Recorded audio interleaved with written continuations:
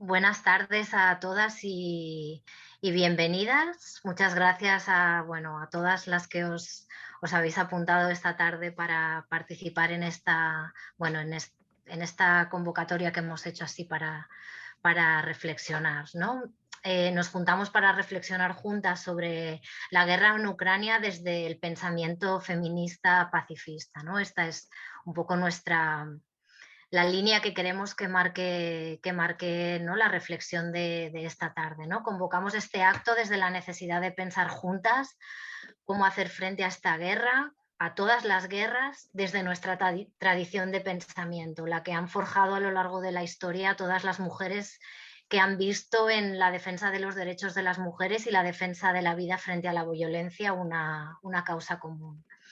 Para las que nos conozcáis un poco menos, WILF es una organización que nace en 1915, cuando más de 1000 mujeres del movimiento feminista, del movimiento sufragista, ¿no? Contrario a la guerra, deciden juntarse para pensar juntas un programa político de construcción de paz que proponer a los gobiernos que se enfrentaban en ese momento en la Primera Guerra Mundial, ¿no?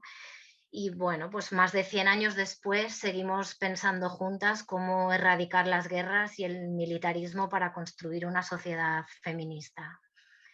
Esta tarde, con toda la humildad del mundo, pues vamos a reflexionar un poco en voz alta en torno a lo que está sucediendo en Ucrania de la mano de varias compañeras de nuestra organización y de organizaciones amigas. Este conflicto ha puesto sobre la mesa grandes preguntas e inquietudes sobre la seguridad de Europa, la prevención de los conflictos, la carrera armamentística e incluso la posibilidad de una guerra nuclear, ¿no? También queremos poner en el centro del debate posibilidades de paz y posibilidades de desescalada de la violencia. Y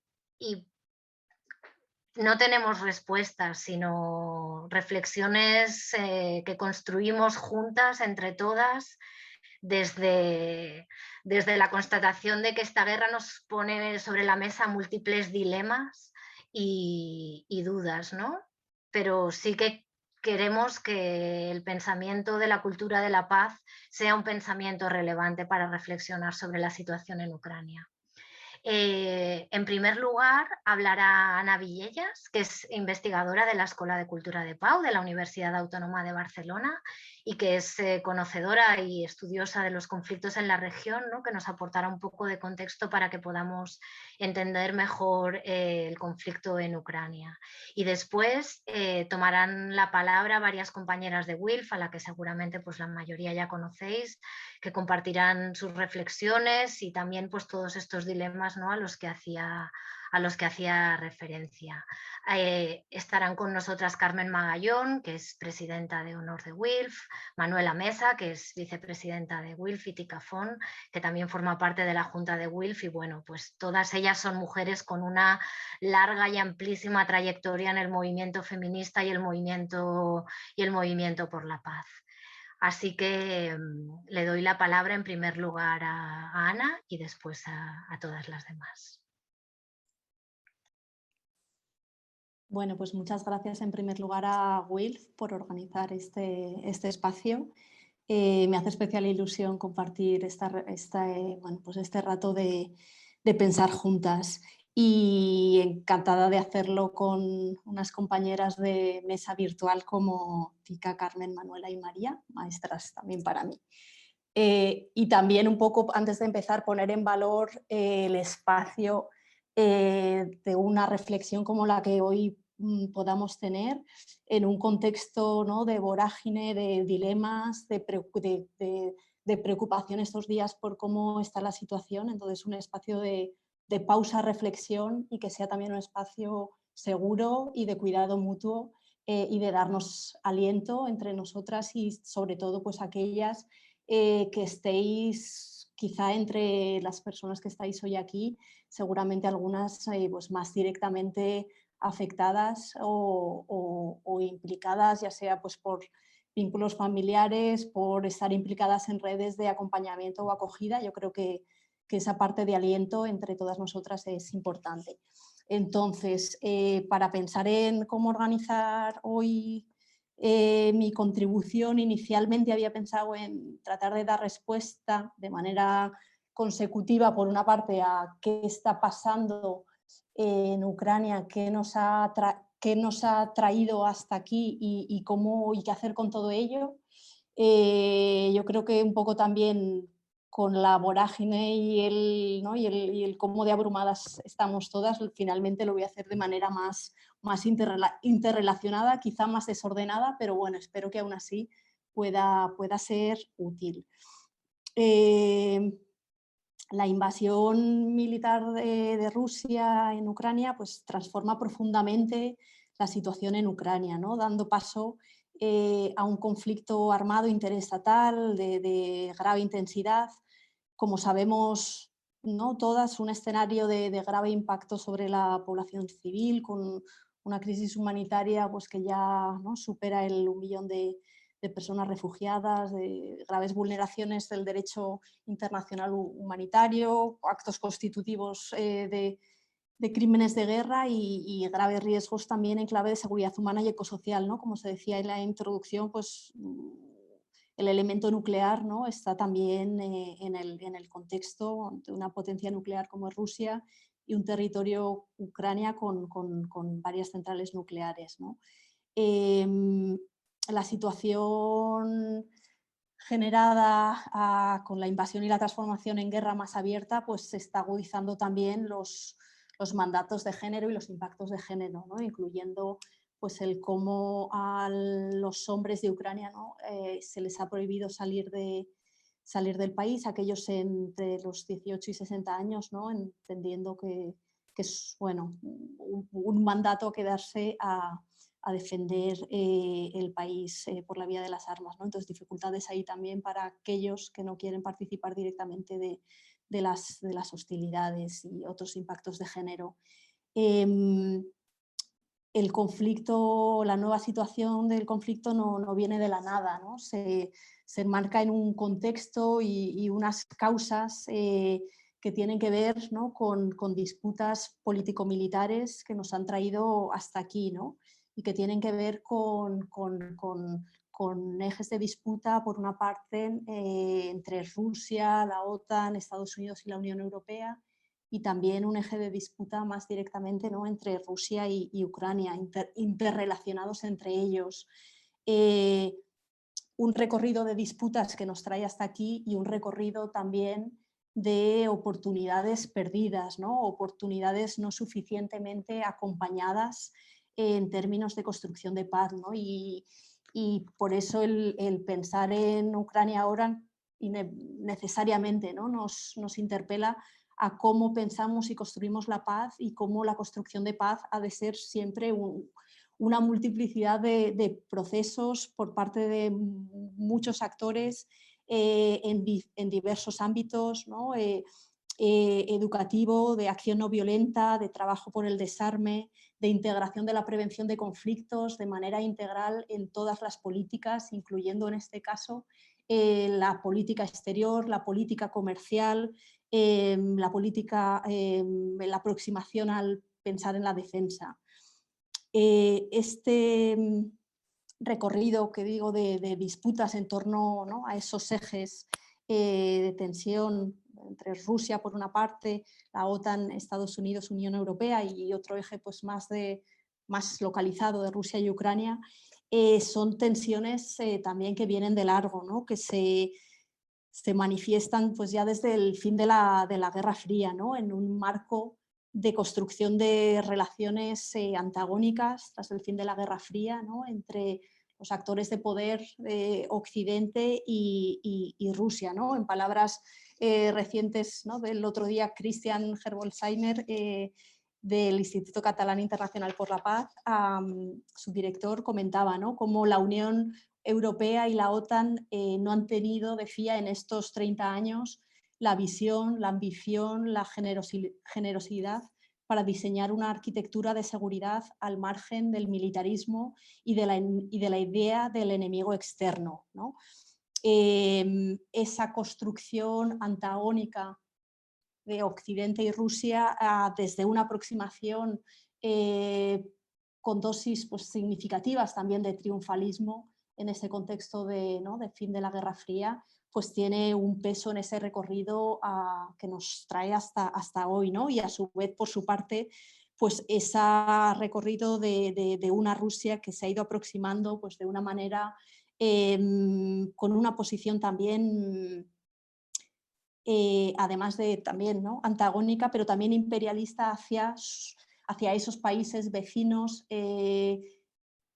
países exsoviéticos ¿no? que han llevado a cabo pues, procesos de construcción nacional tras el fin de la Guerra Fría por las sendas que han ido decidiendo, ¿no? Y entonces esa posición también de tratar de mantener un tutelaje forzado pues es un elemento que tiene que ver, ¿no? con esa relación antagónica de Occidente, pero que es un elemento en sí mismo, ¿no? de aproximación de Rusia hacia esos países vecinos. Son tensiones que se remontan ¿no? a estas décadas desde el fin de la Guerra Fría, pero que se agudizan claramente en el 2014, ¿no? en un contexto en el que transcurren pues, diversos procesos, ¿no? Las protestas del Maidán entre 2013 y 2014, ¿no? que fueron muchas cosas y es importante no simplificar o no reducirlas a una única lectura,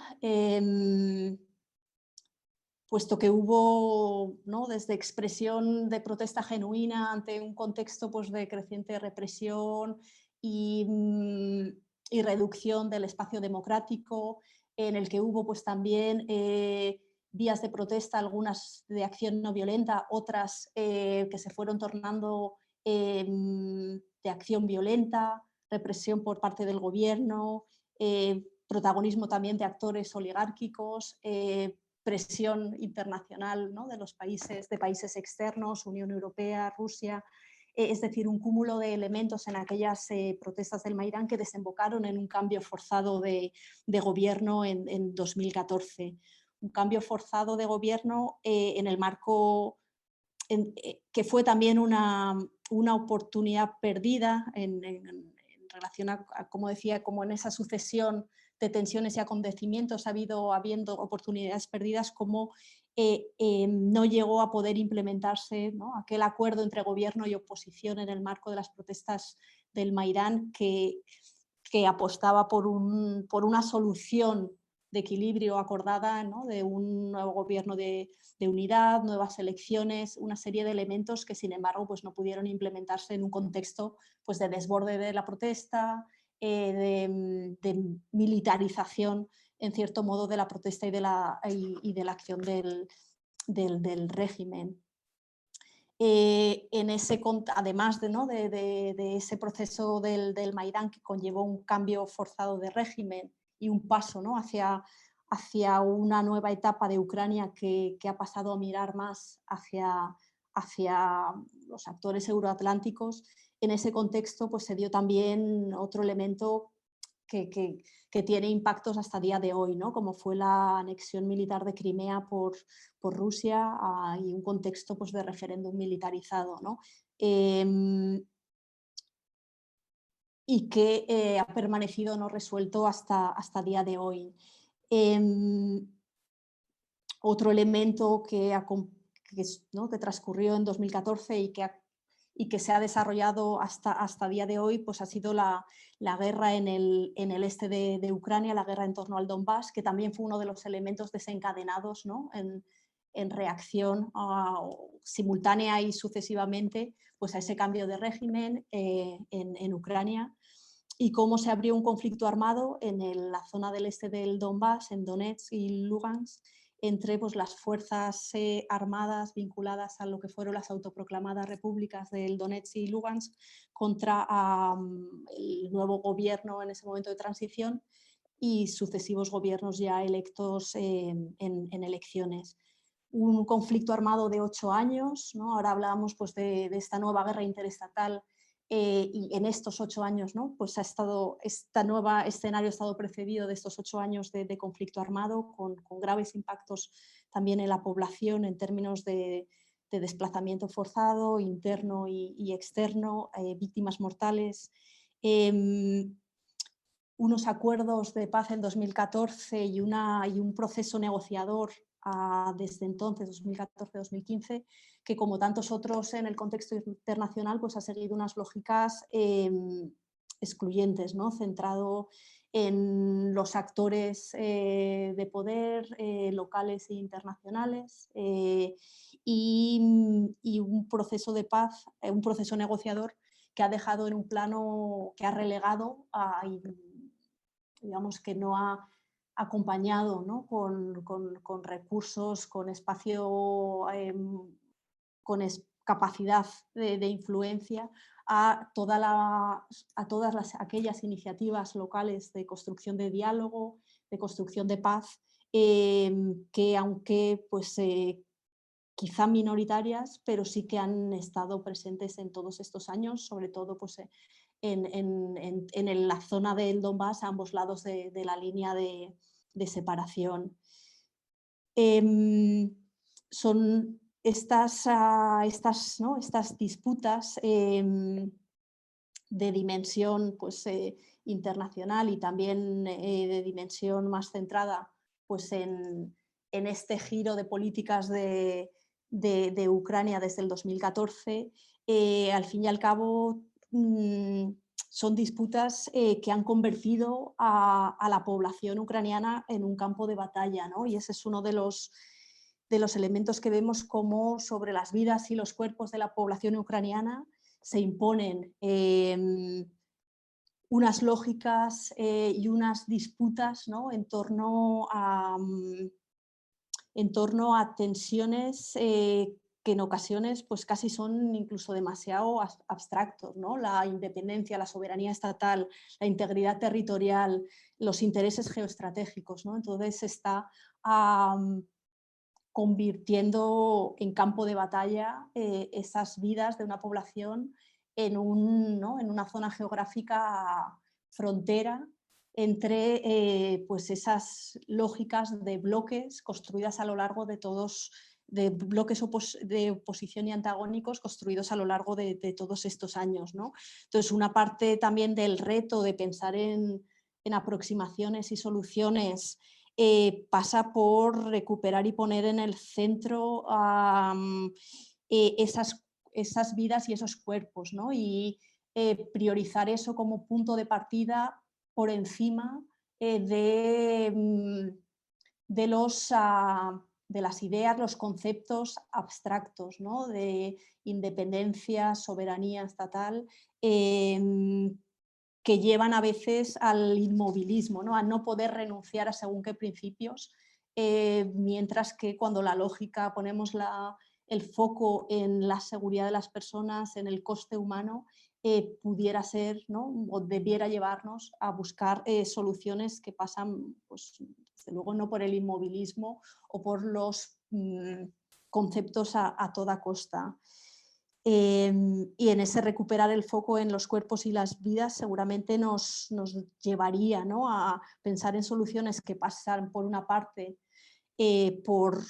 por aproximaciones más de seguridad compartida, ¿no? Recuperando, pues, como se ha ido ya diciendo pues, en estos días y en estos años y en estas décadas, ¿no? Por construir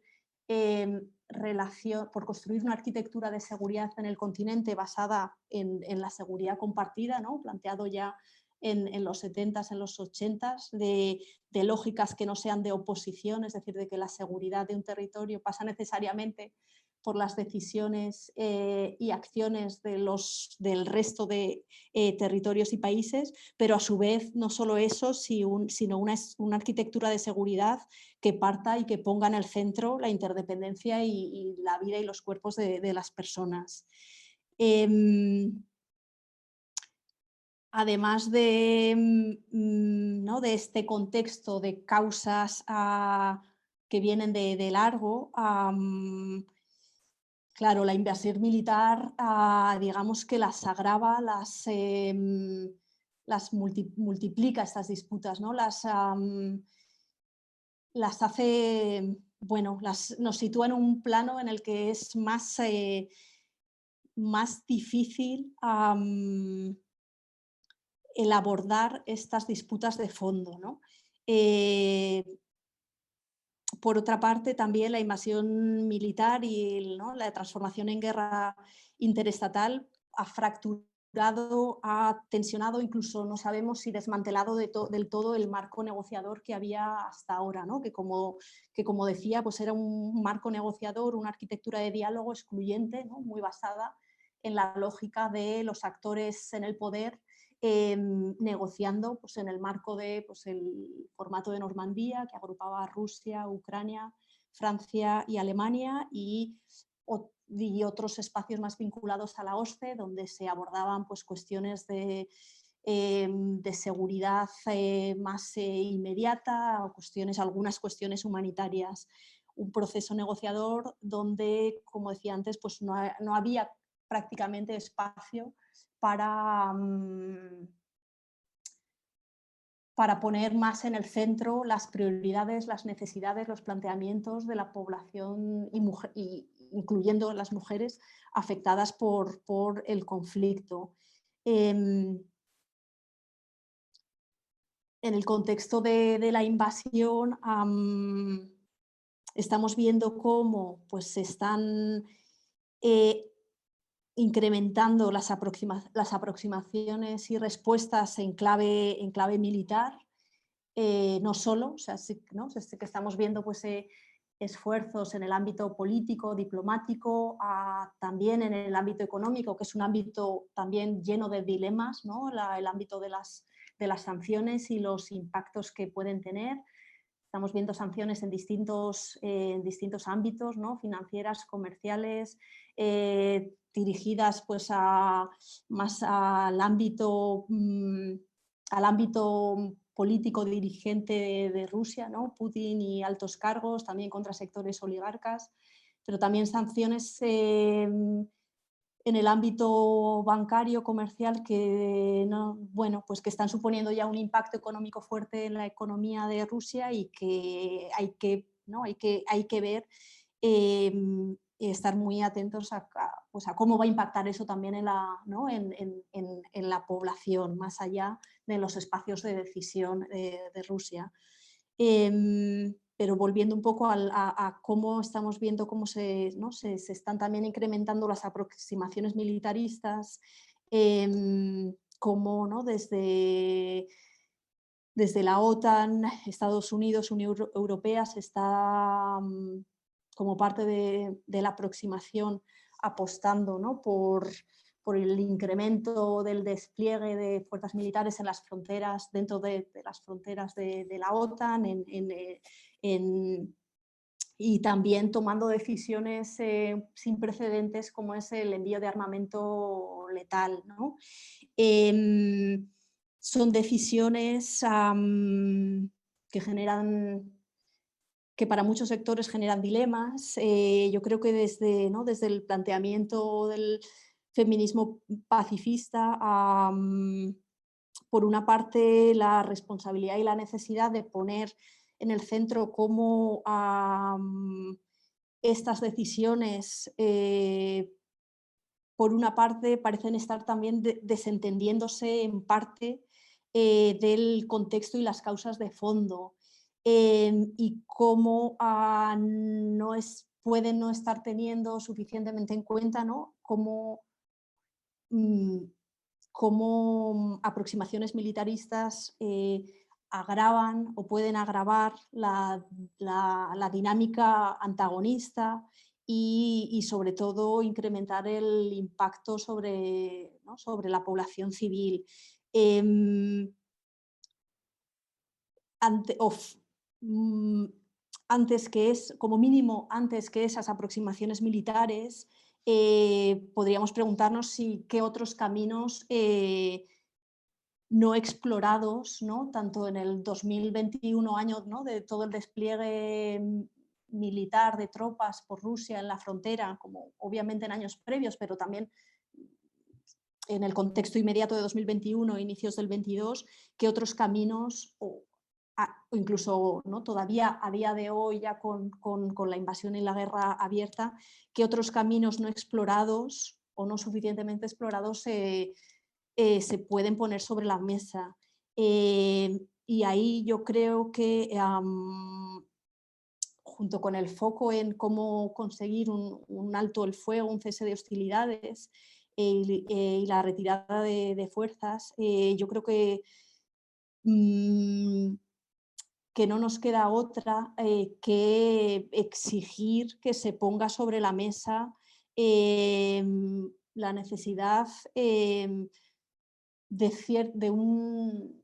de poder hablar de un repliegue de la OTAN y un estatuto de neutralidad para Ucrania, en paralelo a todos los esfuerzos que se están llevando a cabo de protesta política social en muchos ámbitos, incluyendo de manera especialmente importante y significativa en Rusia, ¿no?, por tantos actores, obviamente pues, de una dimensión limitada, teniendo en cuenta las dimensiones de un país como Rusia y teniendo en cuenta el grado de represión y régimen vertical, pero junto a esa presión social, junto a las iniciativas pues, diplomáticas que se están ya llevando a cabo, como, ¿no?, estos días en la Asamblea de Naciones Unidas, la necesidad de plantear la necesidad de explicitar ya ese horizonte de repensar a la arquitectura de seguridad en Europa, un estatuto de neutralidad. Son horizontes que debieran, dada ¿no?, un contexto de tal gravedad, que debieran ya explicitarse, más allá de que se negocien o se puedan abordar en fases progresivas o posteriores. ¿Qué más?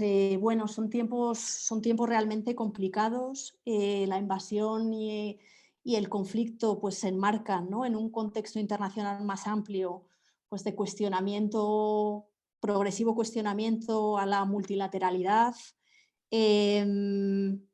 ¿No? Se habla de cómo este conflicto, esta guerra, forma parte del cuestionamiento o del paso a un nuevo orden mundial. En todo caso, sí que, ¿no?, estamos viendo como mínimo una reconfiguración de actores de poder en esa disputa por el poder, pues ya antes y quizá agravándose, hay procesos, ¿no?, como pues, el peso del patriarcado militarista y racista en el orden, ¿no?, en el orden internacional, y también pues, en la manera de aproximarse de los actores internacionales. Un sistema pues, económico capitalista que agrava las desigualdades, ¿no?, y causante también de la crisis ecosocial, la instrumentalización de la agenda de mujeres, paz y seguridad, son elementos del contexto internacional que han estado también y que están presentes en el contexto de Ucrania en estos años previos de conflicto armado en el Donbass, y también, ¿no?, en este nuevo paso a una invasión y a una guerra interestatal, y que han estado presentes de muchas maneras, ¿no?, en la persecución en Crimea contra los activistas de los derechos humanos, en el reclutamiento forzado de hombres en el Donbass, y ahora, ¿no?, en la ley marcial y movilización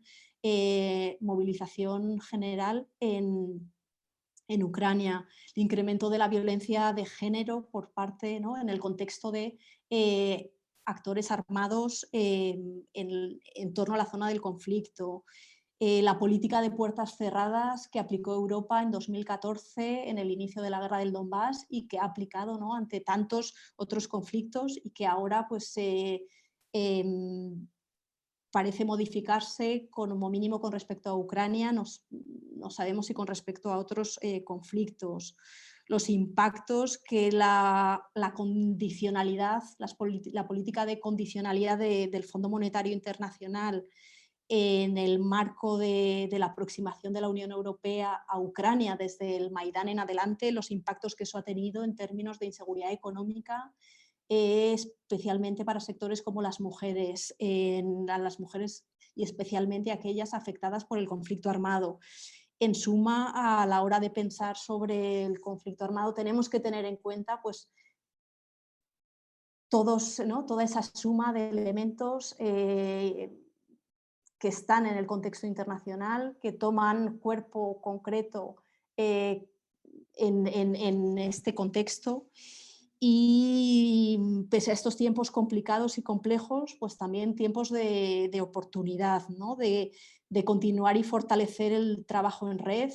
Yo creo que las movilizaciones contra la guerra, en clave de acción no violenta que estamos viendo en Rusia son esperanzadoras pese a todas las dificultades, ¿no?, en las que transcurren. Y yo creo que ahí pues, el movimiento feminista pacifista es fuerza clave como articulador, ¿no?, como una fuerza articuladora en torno, poniendo el foco en la vida, en los cuerpos y a través de una estrategia muy clara de no violencia. Entonces yo creo que es desde ahí, desde donde podemos pues, pensar y articular juntas reflexiones y alternativas. Y creo que lo dejaría aquí, no sé si me he extendido mucho, pero lo dejaría aquí.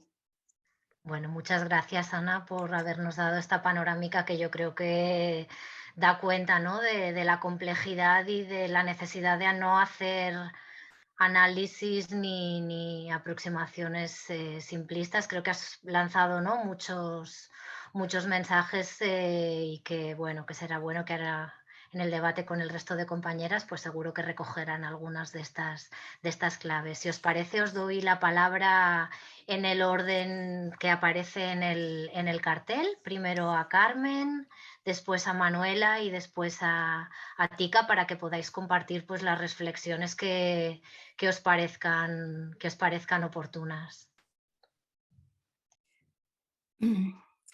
Pues gracias, María, y gracias a Wilf España por organizar este encuentro para pensar juntas. Gracias a Ana por este análisis tan certero y que muestra la complejidad y la dificultad de situarnos, ¿no? Y me dices que sí.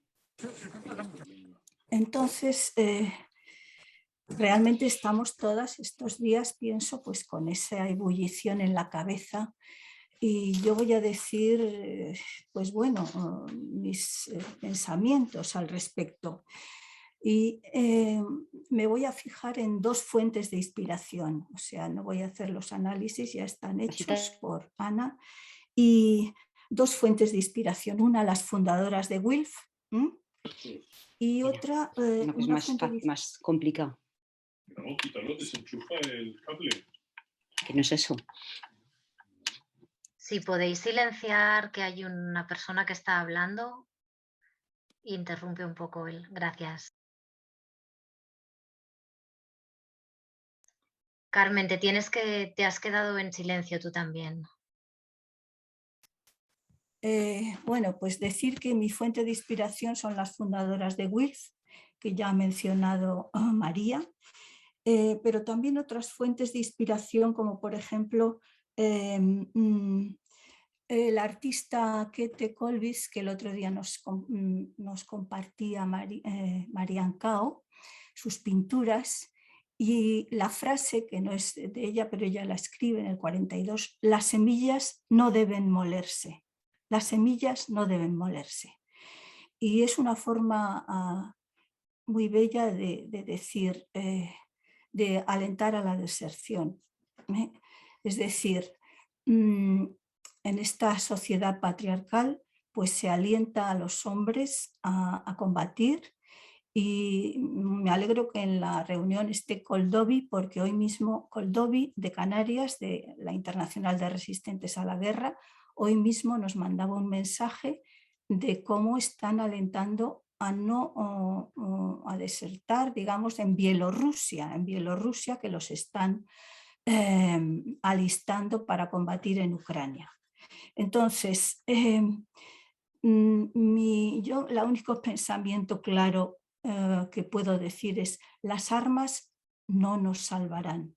Las armas, en este momento que todo el mundo aplaude en Europa la decisión de enviar armas, mi pensamiento es: las armas no nos salvarán. Más bien volverán a sumergirnos en la turbulencia histórica de matar y morir. La violencia que imprime el uso de las armas lleva a una espiral de muerte en la que siempre hay un ganador, sí, el que tiene más. Y entonces consigue su miserable fin: dominar un territorio, elevar su ego, extender su dominio, pero pierden todos, porque las vidas, como ha dicho Ana, los cuerpos, las vidas, pues se destrozan, ¿no? Bien, entonces, por otra parte, es cierto que el pueblo ucraniano, pues yo no lo juzgo, no quiero juzgar, o sea, yo creo que desde el feminismo pacifista me pongo en otro plano, es decir, no puedo juzgar y comprendo que se defiendan, pero mi discurso tiene que ser disidente de las armas, o sea, no tenemos respuesta con el mismo nivel de inmediatez que tienen las armas. Eso es así, tenemos que reconocerlo. Pero sin embargo, proponemos resistir sin armas. Entonces, ya se ha dicho, ¿no? Pues hacer visibles los que protestan en Rusia,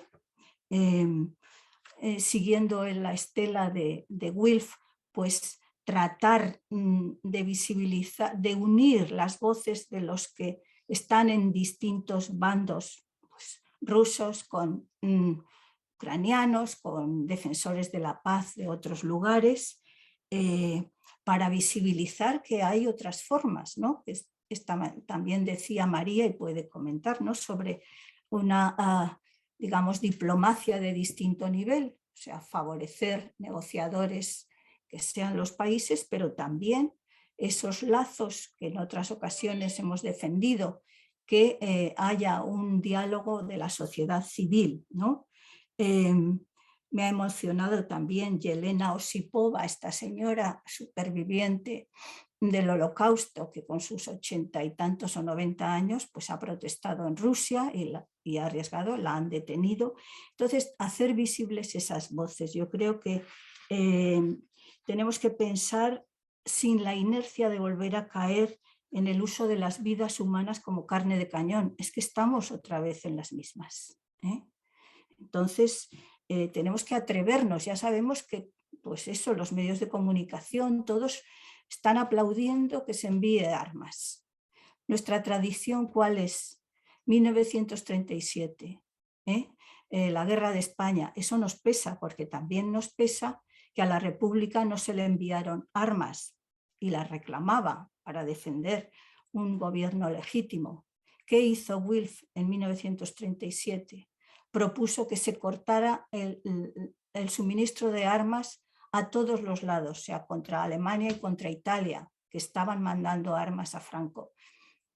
Yo solo tengo esta tradición y seguramente pues, esto no solucione, pero la tradición de Wilf es también la defensa de la política internacional y educar para la política internacional.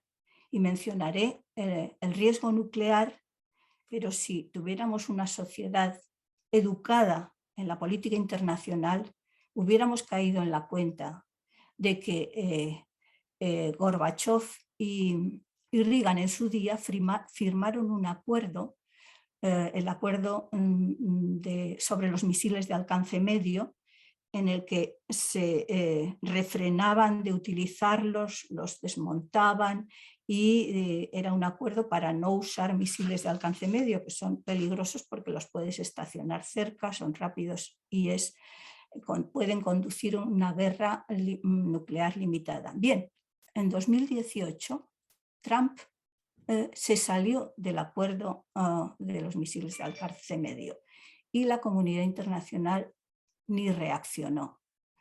Entonces, son estas cuestiones de una educación y de tener en cuenta esta política internacional que las mujeres podemos impulsar, podemos también, como decía Ana y María, pues reclamar que se cumpla la agenda Mujeres, Paz y Seguridad y que haya en las negociaciones mujeres.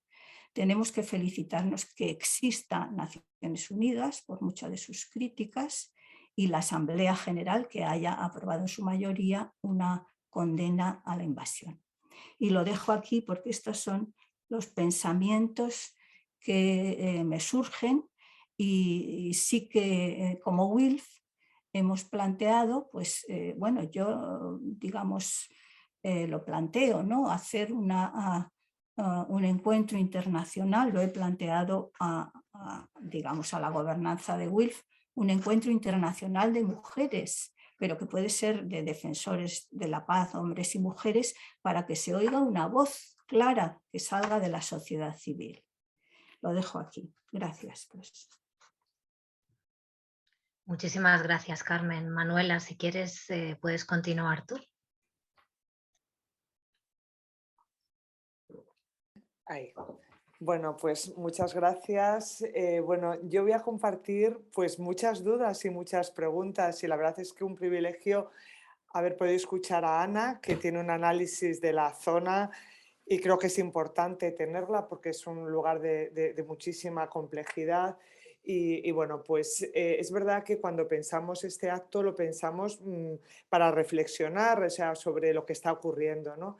Y por eso a mí me gustaría empezar diciendo que podemos decir que tenemos un consenso en los principios, ¿no? Es decir, que yo creo que todas las que estamos en WILF compartimos toda una serie de principios que tienen que ver pues, con un rechazo al militarismo, con un no a la guerra, con un cuestionamiento de lo que significa el rearme, etcétera, etcétera, ¿no? O sea, que yo creo que bueno, esos principios están ahí. Claro, cuando... o sea, otro de los... es decir, bueno, esto se ha dicho que bueno, esto no es una guerra, es una invasión. O sea, esa ha sido pues, la primera cuestión, ¿no? O sea, entonces, cuando se produce una invasión, la Carta de Naciones Unidas plantea que existe el derecho a la legítima defensa porque ha habido una agresión, ¿no? Y por lo tanto, bueno, esa es una cuestión que tenemos ahí. Por lo tanto, no podemos equiparar el no a la guerra de Irak, en el que nuestro país formó parte de la coalición que atacó, que formó parte de la invasión de Irak, a esta situación que es una situación distinta, ¿no? Y creo que eso es importante tenerlo en cuenta en el posicionamiento, ¿no? Otra de las cuestiones que creo que es necesario tener en cuenta es que, bueno, es cierto, es decir, las propuestas que trabajamos desde WILF, desde el movimiento pacifista, o sea, es decir, nosotras llevamos años alertando de lo que significa las armas nucleares, de lo que significa el rearme, pero realmente a los centros de investigación, al movimiento pacifista, los gobiernos no le dan una autoridad suficiente como para tener en cuenta las decisiones, ¿no? Y por lo tanto, es decir, estos conflictos, estas cuestiones que se van gestando a lo largo de los años con hechos muy concretos, bueno, pues es decir, cuando estalla realmente todas las salidas van a ser malas. Porque no hay, es decir, se ha llegado, la pregunta es cómo hemos llegado a esta situación.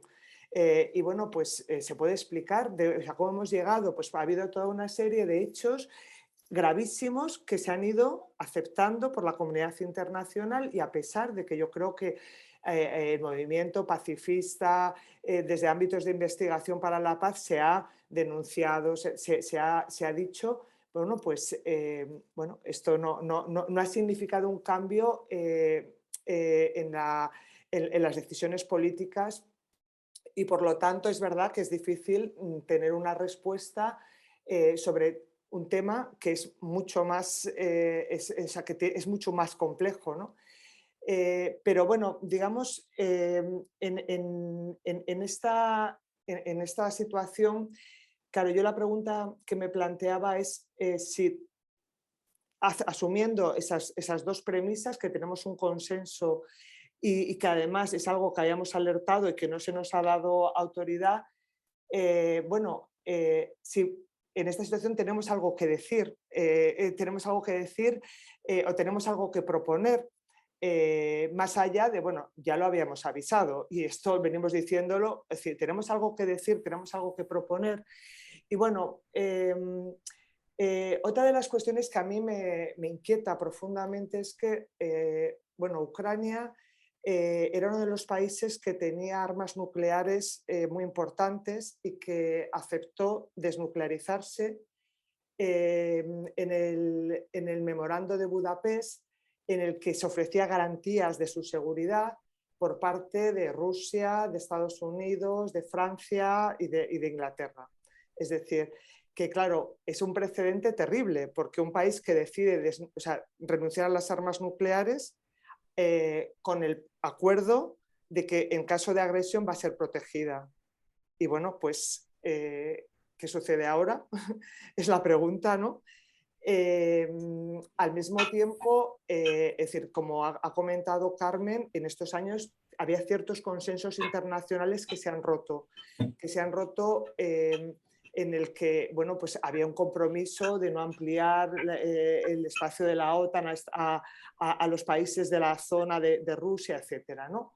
Pues bueno, es otra cuestión que está ahí y en esa ruptura de consensos, bueno, pues surge esta situación, ¿no? Entonces, es decir, llegado a este punto, yo creo que nosotros el otro día en Demospat tuvimos también un intercambio de opiniones que me gustaría compartir algunas ideas porque veíamos un poco, hay una cuestión de momentos, ¿no? Es decir, estamos en un momento de una invasión de un calibre impresionante, porque realmente ni siquiera los analistas de la zona imaginaban que iba a haber una invasión en la escala que está habiendo en Ucrania. Dicho eso, claro, todas las medidas de resistencia pacífica que se están produciendo, bueno, son absolutamente asimétricas con bombardeos como los que estamos viendo de edificios, misiles, etcétera, ¿no? Es decir, que probablemente esas medidas de resistencia van a tener otro momento, pero no es el momento ahora mismo, porque, bueno, frente a una agresión de ese calibre, realmente, pues la gente lo único que va a hacer es huir, los que pueden huir, y los que tienen que quedarse, pues, bueno, tratar de protegerse o de defenderse, ¿no? Sería la cuestión, ¿no? Pero habrá un momento para esto, porque el problema es que se están enviando armas a Ucrania y esas armas van a quedar ahí. Y entonces habrá un momento en el que habrá que ver que, o sea, con una población, con un país, con unas tensiones internas tremendas, armado, ¿eso qué va a significar en una perspectiva de construcción de futuro?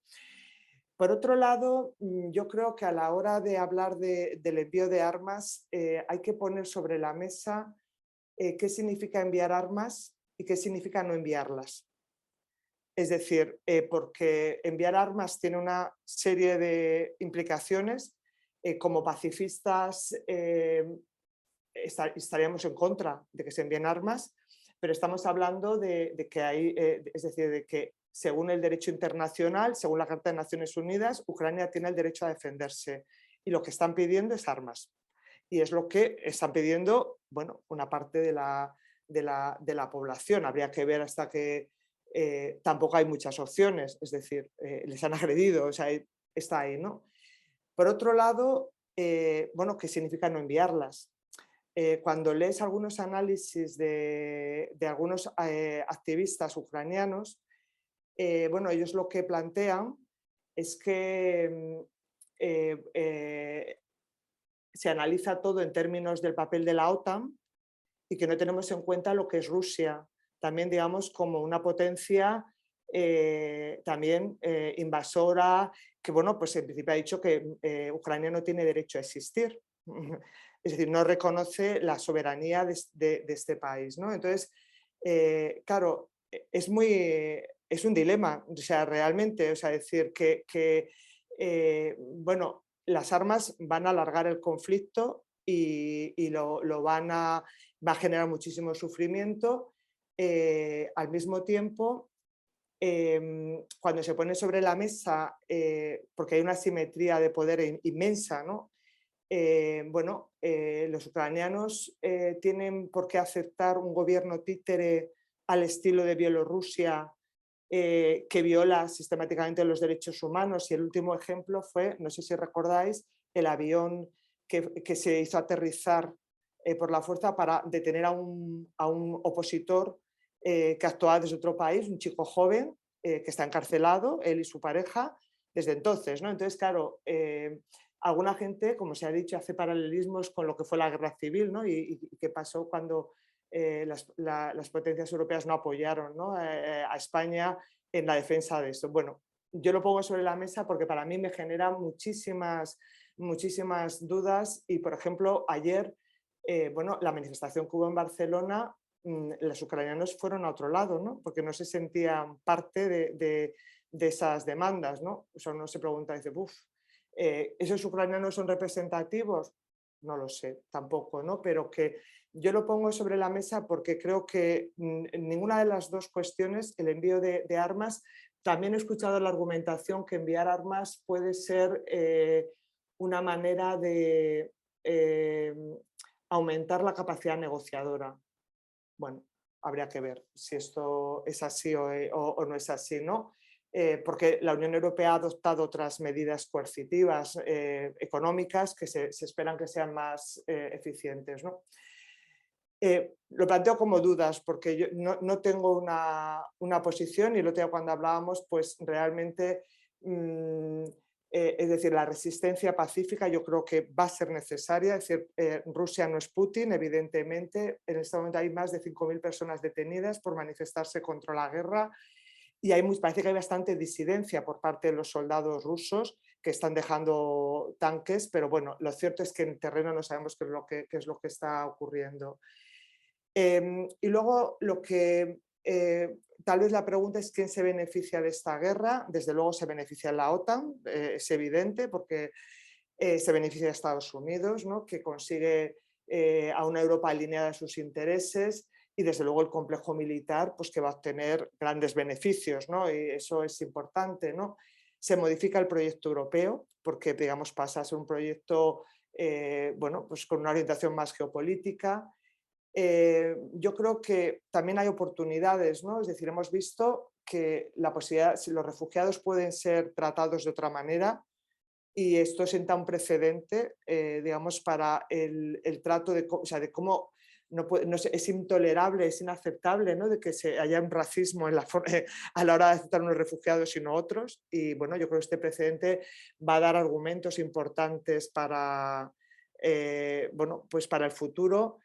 Bueno, los países tradicionalmente alineados con la paz, como los países nórdicos, bueno, perciben esa amenaza muy fuerte, ¿no? Y realmente, es decir, ¿qué significa en este momento? O sea, la opción entre la disuasión a través de las armas u otras vías. Lo que está claro que en el medio plazo habrá que construir nuevamente esos consensos que se rompieron de manera gratuita, ¿no? O sea, como pues, los que ha mencionado Carmen, ¿no? O sea, decir, bueno, pues la retirada de Estados Unidos de estas armas de alcance medio nucleares, etcétera. O sea, que en un escenario de futuro, si pensamos, bueno, habrá que construir esos consensos, pero en la cuestión inmediata ahora mismo lo que es importante es que cese la guerra, ¿no? Y que cese la guerra.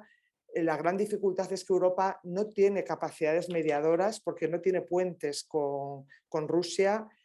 Putin es imprevisible lo que pueda hacer y eso genera bastante miedo, o sea, realmente. Es decir, porque nadie esperaba que esto sucediera y ha sucedido, por lo tanto, los países que están en la esfera cercana se sienten amenazados y la tendencia es al rearme. Es así. Y entonces la cuestión es, bueno, es decir, quiénes pueden ahora mismo, quiénes tienen capacidad, digamos, para detener esta locura, y bueno, o sea, se está diciendo la posibilidad negociadora de China, o sea, China es un gobierno autoritario, pues que también da bastante miedo, francamente. Los ucranianos no se han negado a negociar, es decir, que ellos han estado ofreciendo la posibilidad de negociar y por lo tanto, bueno, se han hablado, por ejemplo, de las posibilidades de hacer una conferencia internacional de la OSCE o de otras entidades, digamos, para tratar de destensar, de desescalar.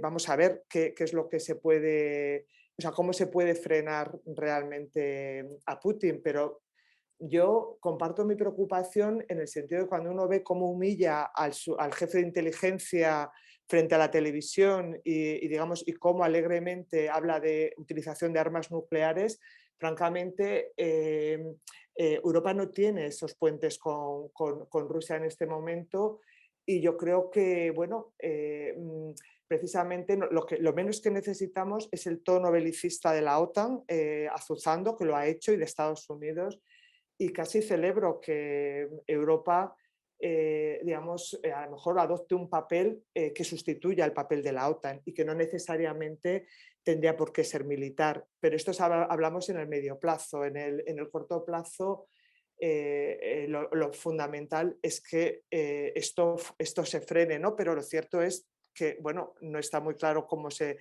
esto puede ocurrir.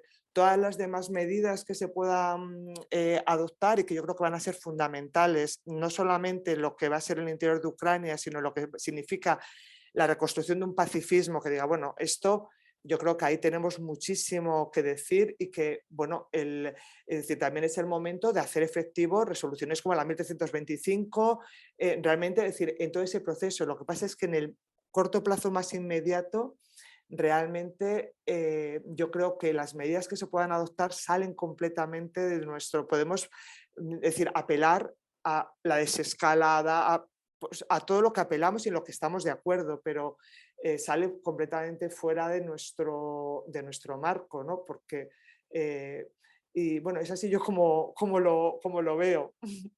Lo dejo aquí, muchas gracias. Muchas gracias, Manuela, porque yo creo que has puesto sobre la mesa dilemas que no tienes solo tú, sino que compartimos la inmensa mayoría, ¿no? de las que estamos hoy aquí. Tika, si te parece, ahora te paso a ti la palabra para que también puedas compartir tus ideas. Muchas gracias. Bueno, muy bien, muchas gracias. Oye, y muy a gusto de estar aquí con todas vosotras. Yo mis dilemas empezaron hace unos días porque con todos los tambores y ruidos que había, yo siempre me pensé que Putin podría tener 2 dedos más de frente y que no llegábamos a donde hemos llegado. Por tanto, estás siempre un poco diciendo, bueno, escucho mucho ruido de sable, pero es teatralización, esperando a que con tanta escenificación se llegaría a alguna clase de acuerdo. Eso es lo que yo esperaba. Y luego llega un día, te levantas y dices, ¡buf! Nada, ha empezado. Y luego dices, bueno, ha empezado, pero ¿esto dónde va? ¿Qué quieren? ¿Apoderarse de toda Ucrania? ¿Quieren un trozo? ¿Quieren liberar Donbass? Y ahora de hoy seguimos, yo al menos sigo sin saber qué quiere Putin. Y entonces miraba, solo miraba, ¿vale? Pero empiezo a recibir por las redes sociales algunos mensajes, algunas que se increpaba diciéndome, bueno, ¿y ahora qué los pacifistas? ¿Qué vais a hacer ante la guerra? ¿Vas a callar? ¿Vas a sentir? Bueno, de momento se quedaban en interrogatorios.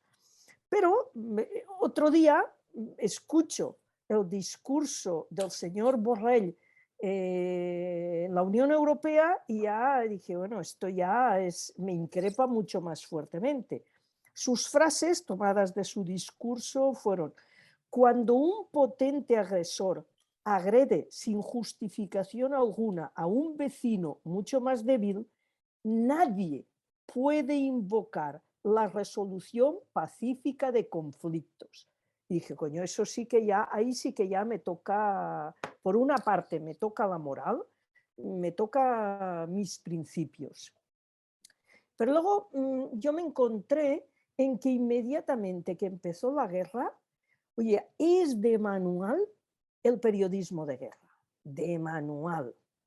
Vamos viendo pues exactamente el comportamiento de las imágenes, etcétera. Por ejemplo, ¿qué es lo que estamos viendo? Pues, por ejemplo, se ha dicho, Putin cierra televisiones o medios de comunicación que no son afines al régimen, ¿vale? Putin manda un comunicado a todos los medios de comunicación rusos y prohíbe la utilización de 3 palabras cuando describan las noticias. No pueden usar la palabra guerra, no pueden usar la palabra invasión y no pueden utilizar la palabra destrucción. En las imágenes que parece que digan, porque tampoco no estamos todo el día ahí viendo estas imágenes, pero en las imágenes que ofrece la televisión rusa son imágenes limpias de la guerra. Se ven soldados en formación, se ve tanques, pero no se ve el combate, no muestra ataques, no muestra la destrucción de edificios como hospitales, escuelas, edificios públicos, no muestra heridos, no muestra muertos, no muestra la población angustiada, y cuando describen las noticias con un interlocutor ruso, lo que muestra son mapas, flechas, avances militares y éxitos de carácter militar. En cambio, también podemos ver que las imágenes que retransmite la televisión ucrania, pues es exactamente lo mismo, pero al revés. Estamos viendo la destrucción de edificios, de hospitales, estamos viendo ataques a infraestructuras, ataques que dañan a la vida de las personas, que producen heridos, que producen muertos. Muestra la desesperación de las personas. Muestra heridos, muestra daños en edificios, muestra la resistencia que ellos están presentando al ejército ruso. Le están diciendo a su población que los rusos no van a poder con ellos.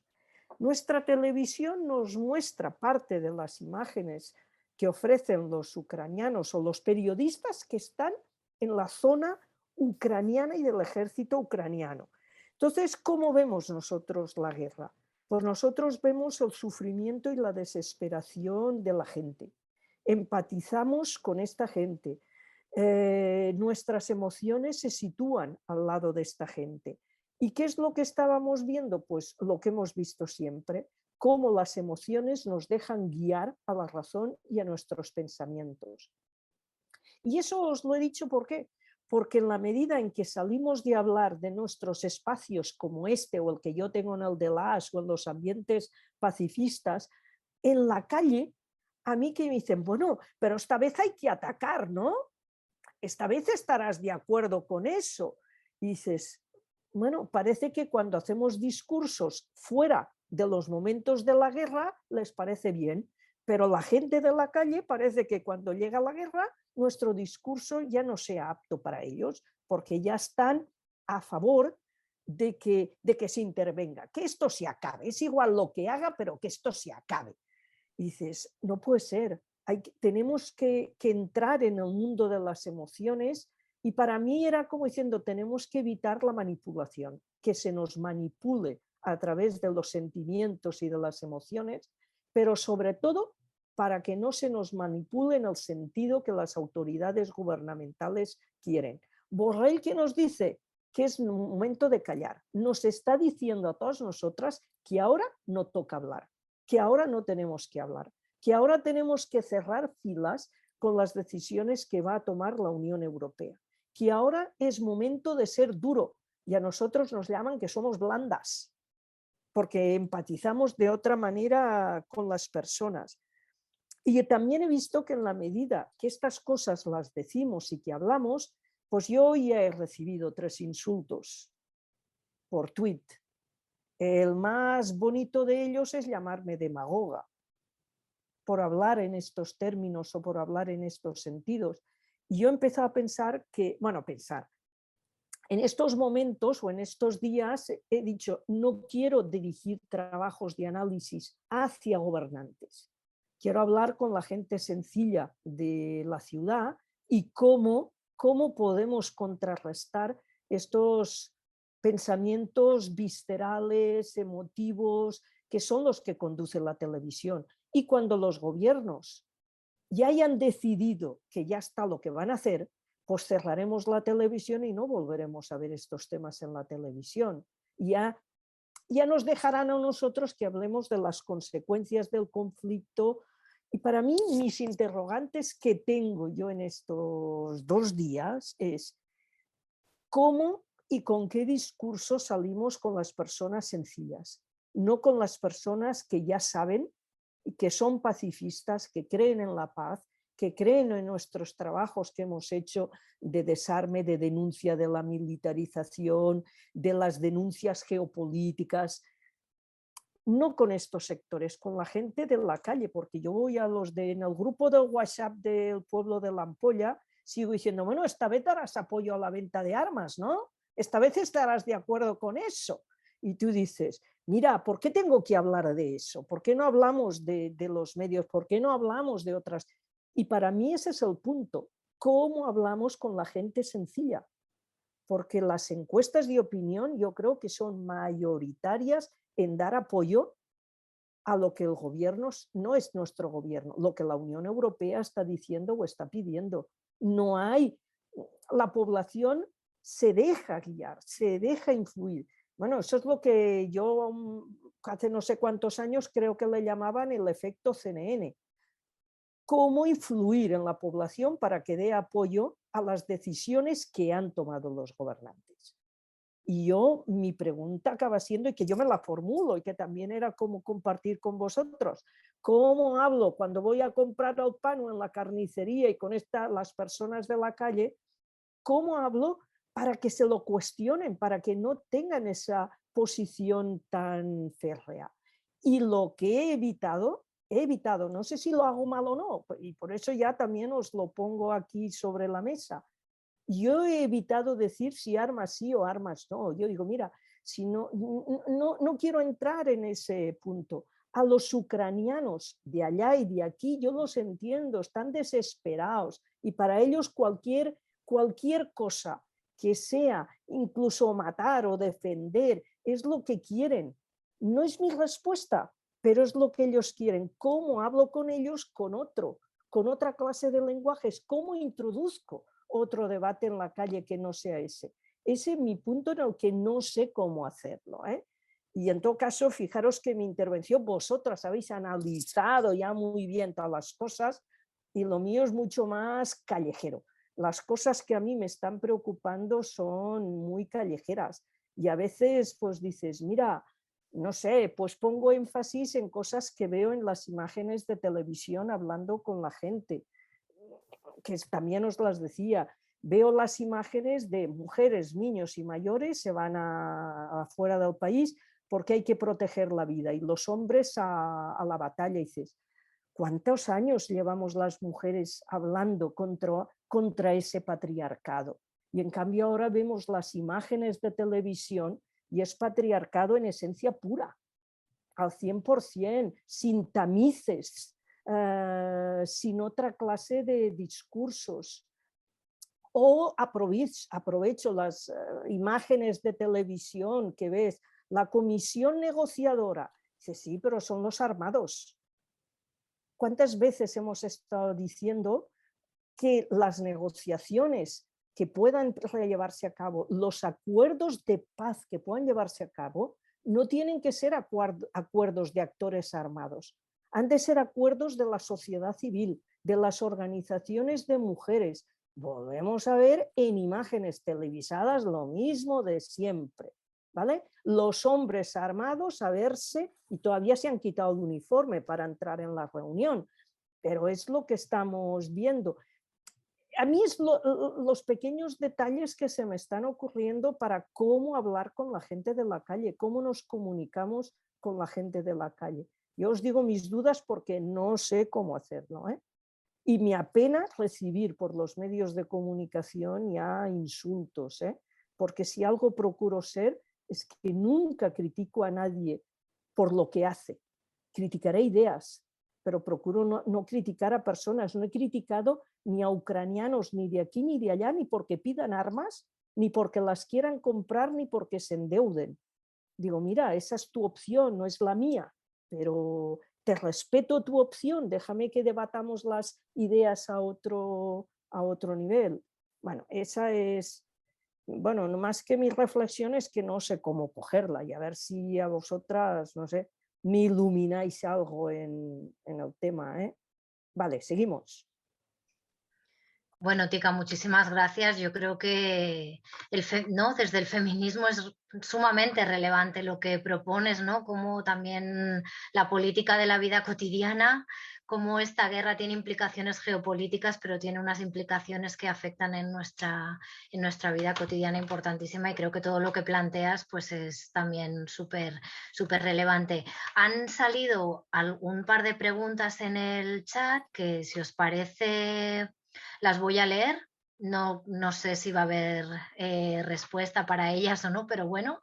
Y bueno, para intentar que acabemos sobre las 7:30, os daré otro turno a las 4 para ver si queréis compartir alguna última reflexión. Yo creo que sí que me gustaría decir una cosa antes, y es que cuando hablábamos de las negociaciones, creo que es importantísimo que se piensen en todo tipo de actores mediadores que no necesariamente sean, ¿no?, los que han estado hasta este momento sobre la mesa, y también como eso que planteabas, Carmen, ¿no?, de esa gran conferencia de la sociedad civil que pueda acompañar negociaciones que puedan tener lugar más en el ámbito gubernamental para llevar la voz de la sociedad civil a unas posibles negociaciones de paz.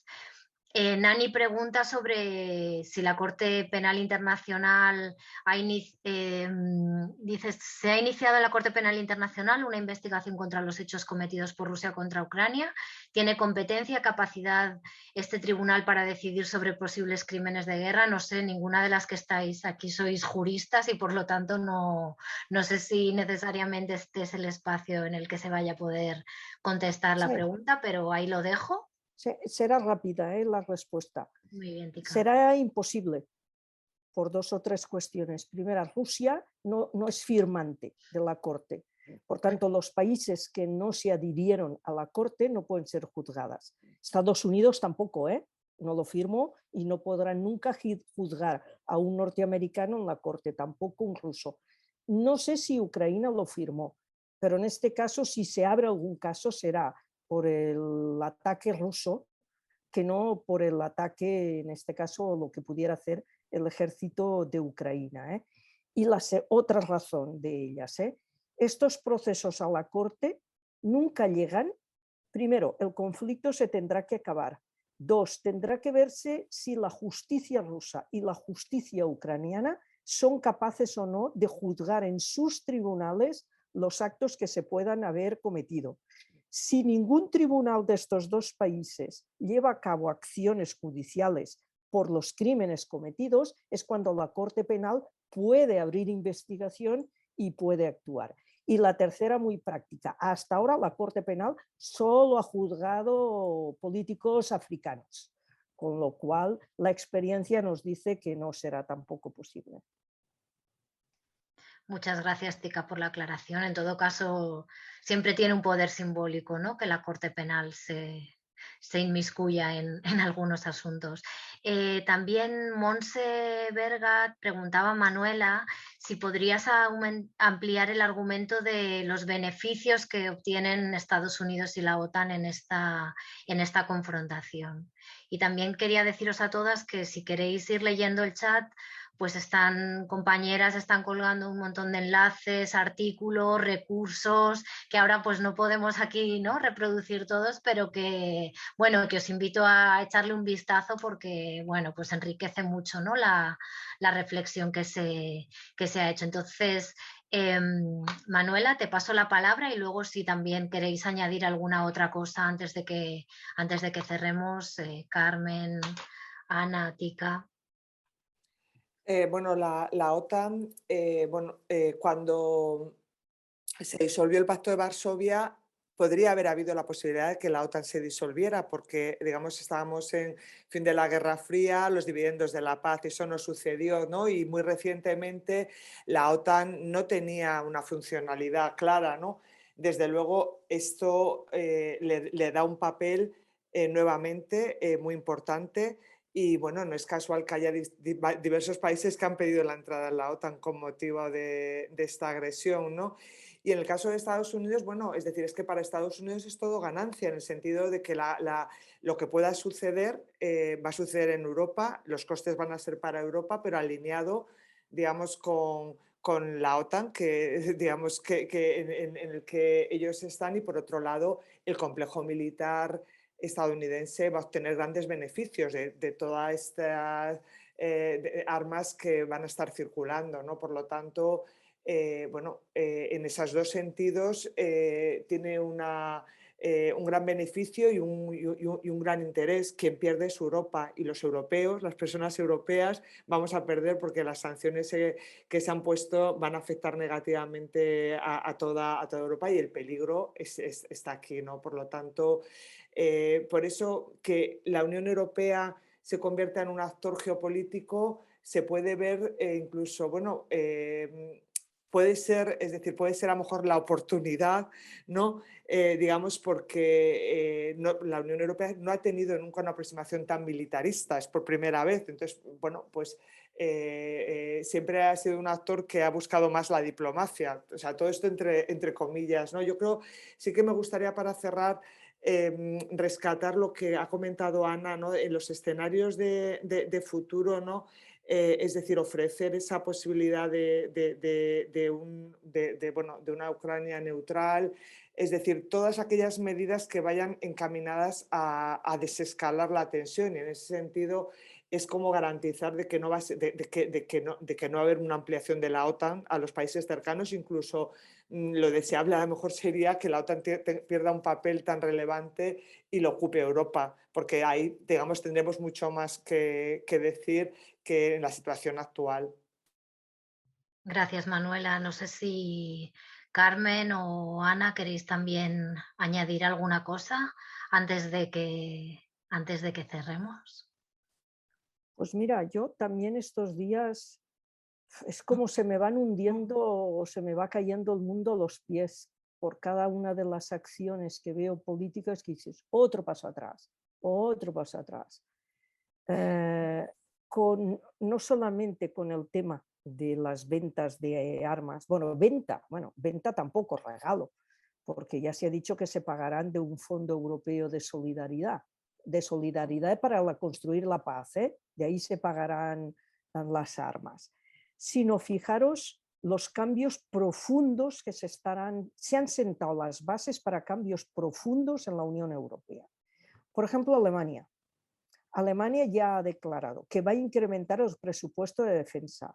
Ayer Pedro Sánchez también lo dijo, incrementaremos el presupuesto de defensa en España. Alemania lo ha dicho. Y aquí nos centramos en que hasta ahora Alemania era un país más, ya, dejando fuera al Reino Unido, estos ya se han ido, ya están fuera. Dentro de Europa, Francia es el que mantenía posturas más que le llamaban europeístas, de mantener una defensa militar común en Europa. Y Alemania nunca decía que no, pero siempre iba echando agua fría para que el tema no subiera.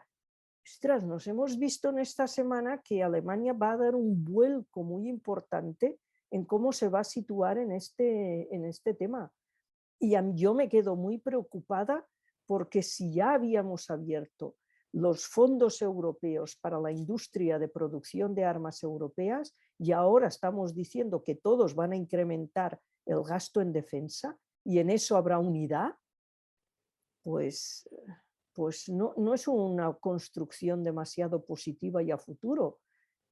Es que seguimos con los mismos tics de siempre, pero a peor, porque vamos a incrementar la línea dura militarista europea. No sé el tiempo que pasará, pero las declaraciones de esta semana pues apuntan por aquí. Sí, yo igual añadir con respecto a dos preguntas que creo claves, ¿no?, que han lanzado Manuela y Tika.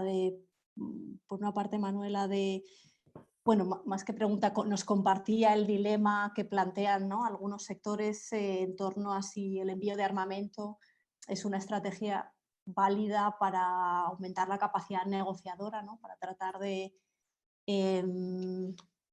incrementar las posibilidades de una vía negociadora. Y por otra parte, la pregunta también que lanzaba Tika, ¿no?, de qué quiere Putin, ¿no?, cuáles son los objetivos últimos,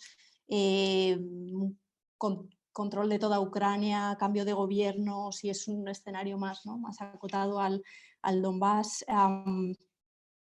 Comparto esas dudas y esos dilemas.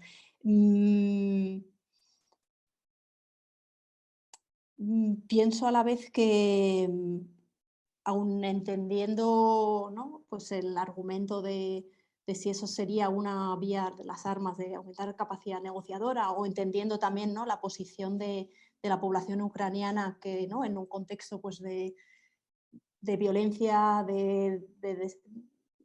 bueno, pues de devastación, ¿no?, están reclamando armas para ejercer la defensa en un contexto de invasión militar.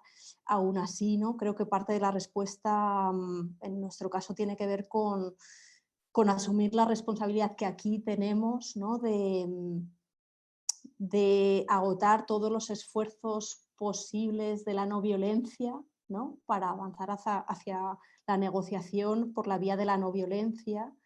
Y parte de eso, como señalaba al principio y algunas señalabais también, es visibilizar ya urgentemente qué elementos que formarían parte, ¿no?, de una solución que tiene que ver con las causas de fondo, ¿no?, con otra arquitectura de seguridad, visibilizar ya ese escenario. Y quizá no sea suficiente. Nada nos garantiza, ¿no?, que visibilizar ya, abrir ya, explicitar ya una disposición a dialogar sobre una cierta retirada de la OTAN, elementos como han salido, ¿no?, de retirada de los misiles de corto y medio alcance. Nada nos garantiza que algunas de estas cuestiones fueran suficientes, ¿no?, ante un Putin que no sabemos cuáles son sus objetivos, ¿no?, y que estamos viendo como una parte del conflicto no solo tiene que ver con la dimensión geoestratégica Rusia, OTAN, Estados Unidos, sino también con una posición, bueno, imperialista, de cuestionamiento de la soberanía popular ¿no?, de esos países vecinos. Y por tanto quizá no sea suficiente, pero como mínimo hay que intentar y explorar esos caminos, ¿no? Para mí parte eso de la posición que podemos tomar es esta: agotemos todas las vías. Y ahora considero que no se están explorando todos los caminos, obviamente, pues porque, claro, también una organización militar como la OTAN no está dispuesta a replegarse, ¿no? Y entonces ahí la necesidad de fortalecer los planteamientos, narrativas en torno a, bueno, pues es que quizás sí que sea necesario, porque hay mucho en juego, ¿no? Hay mucho coste humano, hay muchas vidas en juego. Entonces, como mínimo, se debería poder explorar de manera urgente. Y otro elemento también a la hora, ¿no?, de pensar un poco también en el plano con la gente de a pie, y también con lo que planteaba Carmen, creo que ha sido Carmen, de los diálogos o la concentración, por ejemplo, en Barcelona, ¿no?, que tuvo retos en cuanto a que la población, la población ucraniana movilizada estos días en el centro de Barcelona no se sumó no se sumó a la concentración. Yo creo que son tiempos también, pues y como hemos estado haciendo, ¿no?, en estos días previos a la concentración en Barcelona, de diálogos difíciles pero necesarios entre todas, que es un todas donde debe estar también, ¿no?, donde está también la diáspora ucraniana, y ver en qué podemos ponernos de acuerdo y asumir también las diferencias. ¿En qué nos podemos poner de acuerdo? Pues en Barcelona lo hemos estado viendo en estos días previos a la concentración, que sí que compartíamos bastantes de los puntos claves, ¿no?, sobre todo los que tienen que ver con protección de población civil, coordinarnos en la respuesta, en la acogida, en el ámbito de la respuesta humanitaria, y asumir también diferencias que puede haber en cuestiones como, pues, el papel, ¿no?, de la OTAN, y esas diferencias desde la escucha, ¿no?, desde la escucha activa y el entendimiento y la empatía, pues son diferencias que debemos también poder asumir que existen, y a la vez persistir, ¿no?, quienes estamos en el ámbito del feminismo pacifista, persistir en el camino de las que nos precedieron y en el camino ¿no?, que tenemos por delante, y quizá nos vamos entrecruzando con quienes, ¿no?, pues ahora, en base a una necesidad existencial y de supervivencia, sí que defienden vías, ¿no?, que pasan por el armamento. En ese camino en el que tenemos que persistir, pues toca persistir mucho, pues, en las alianzas, en la oportunidad de toda la generación de gente joven, ¿no?, que desde, pues, la mirada de la justicia climática, desde el feminismo, desde tantas miradas se están movilizando, y bueno, pues persistir en todos los ámbitos en los que ya se lleva tanto tiempo trabajando, y seguir en ello, ¿no? Muchas gracias, Ana. Te doy la palabra, Carmen, pero sí que quería decir que en estos días, ¿no?, ahora Ana lo mencionaba, pero que ella, de hecho, directamente ha estado dialogando con personas, ¿no?, de la diáspora ucraniana para llegar a puntos de consenso, y que también los medios de comunicación han visibilizado la parte de conflicto, pero no han visibilizado todo el acercamiento que desde las organizaciones por la paz se ha hecho, y los puntos comunes que sí que había, ¿no? Y me parece importante que, ¿no?, superemos esa mirada que decía Tika también de los medios de comunicación, que van a sacar el conflicto, la disputa, y no han visibilizado, pues, todos esos cafés que se han tomado las personas de las entidades por la paz con personas de Ucrania para mostrarles, pues, el apoyo y por supuesto la solidaridad, y que en Plaza Cataluña había muchísima gente de Ucrania. No estábamos solos las del Movimiento por la Paz, sino que había mucha gente de Ucrania. Carmen, te doy la última palabra, y después de ti ya sí que cerramos este acto que nos ha convocado hoy. Sí, solamente decir una cosa sencilla, porque estoy de acuerdo con todas las reflexiones que nos enriquecen. Nosotras en Zaragoza, WILF, estuvimos con los ucranianos en la Plaza del Pilar, y entonces allí sucedió un episodio que hoy me recordaba también Luna, que pasa en las escuelas, que es que los niños están diciendo, los rusos, en la Plaza del Pilar salió un ruso y hubo como una especie de enfrentamiento, y en las escuelas parece que se está dando. Entonces, una pequeñita cosa en la línea que decía Tika de hacia la gente es tratar de romper los bandos, o sea, romper los bandos, es decir, pues en la escuela no identificar gobierno con población, distinguir también dentro de la población unos posiciones y otros, romper la idea de bandos que siempre hemos dicho en el pacifismo que es una clave para unir a la gente que está en contra de la resolución violenta. O sea, solo quería decir eso. Gracias. Muy bien, pues bueno, muchas si gracias si a me todas. permites, era el comentario que ha hecho Inés, que nos ha puesto una cuestión aquí, que nos dice que hay acuerdos para crear corredores humanitarios. ¿Qué opinamos sobre ellos? Yo todavía no lo he escuchado, no lo sé. Por tanto, yo hago ahora un comentario muy genérico. Mi experiencia de corredores humanitarios fue los que se produjeron en la ex Yugoslavia. Y esos corredores humanitarios tenían una finalidad, ayudar a la limpieza étnica.